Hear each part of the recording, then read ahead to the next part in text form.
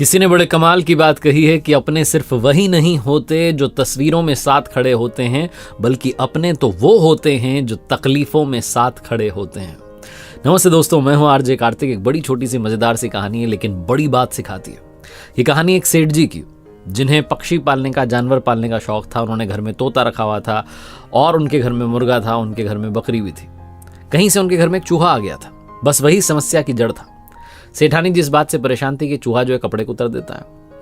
दिवाली का त्योहार था। सेठ जी जो है अपनी मैडम के लिए एक बढ़िया सी साड़ी लेकर के आए और चूहे ने आदत के मुताबिक अपना काम किया। उसने उस साड़ी में बड़ा सा छेद कर दिया, उसको कुतर दिया। सेठानी जी ने जब अपनी नई साड़ी को देखा तो आग बबूला हो गई और सेठ जी से कहा कि आप इस चूहे को पकड़िए। सेठ जी शाम में एक चूहादानी लेकर के आ गए और वो जो चूहा था वो डरने लगा, घबराने लगा कि अब तो मैं इसमें कैद हो जाऊंगा, मुझे यहाँ से बाहर फेंक देंगे। सब कुछ अच्छा चल रहा था, सब बिगड़ जाएगा।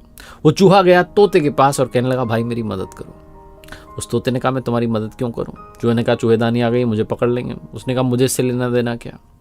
तोते से निराश होकर के मुर्गे के पास गया, बोला, भाई मेरी मदद करो। मुर्गे ने कहा, भाई मुझे इससे लेना देना क्या? बकरी के पास गया, उसने कहा, मुझे इससे लेना देना क्या? चूहा जो था बेचारा, वो समझ नहीं पाया कि होगा क्या। सेठानी जी रात होने का इंतजार कर रही थी कि एक बार ये चूहा जो चूहेदानी में फंस जाए। रात हुई तो खट से आवाज आई। सेठानी जी को लगा कि चूहा जो है चूहेदानी में फंस गया। और चूहेदानी के पास गई और वहां पर एक सांप आया हुआ था जो चूहे को खाने आया था, लेकिन खुद फंस गया था और उसने सेठानी जी को डस लिया। सेठानी जी जोर से चिल्लाई। सेठ जी की आंख खुली तो जाकर के देखा सेठानी जी को सांप ने डस लिया है। तुरंत अस्पताल ले गए तो डॉक्टर ने कहा, सिर्फ एक ही तरीका है जिससे बच सकती हैं। सांप बहुत जहरीला था, इनको तोते का सूप पिलाना पड़ेगा। अब इतनी जल्दी तोता कहां से मिले? तो सेठ जी को याद आया कि घर में तोता है, पसंदीदा है, लेकिन क्या करें। तोते को लाया गया, उसका सूप पिलाया गया। सेठानी जी को ठीक हो गई। चूहा ये सब देख रहा था। अब जब सेठानी जी रिकवर हो रही थी तो उनके घर पर रिश्तेदार आने लगे। अब उन्हें क्या खिलाएं? तो सेठ जी को लगा कि मुर्गे का ही जो है चिकन तैयार कर देते हैं। मुर्गे की भी बलि चढ़ा दी गई, वो कढ़ाई में पहुंच गया। थोड़े दिन बाद जब सेठानी जी बिल्कुल स्वस्थ हो गई तो सेठ जी ने सोचा एक बड़ी पार्टी रखते हैं, और अब की बार बकरी की बारी थी, उसको भी जो है कढ़ाई की भेंट चढ़ा दिया गया। चूहा ये सब देख रहा था और सोच रहा था कि काश इन्होंने मेरी उस दिन मदद कर दी होती तो आज इतना बखेड़ा खड़ा नहीं होता।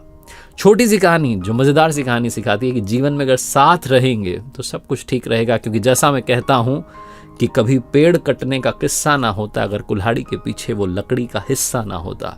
यूनिटी में सबसे बड़ी ताकत है। याद रखिए, अपने सिर्फ तस्वीरों में नहीं बल्कि तकलीफों में भी साथ खड़े होते हैं।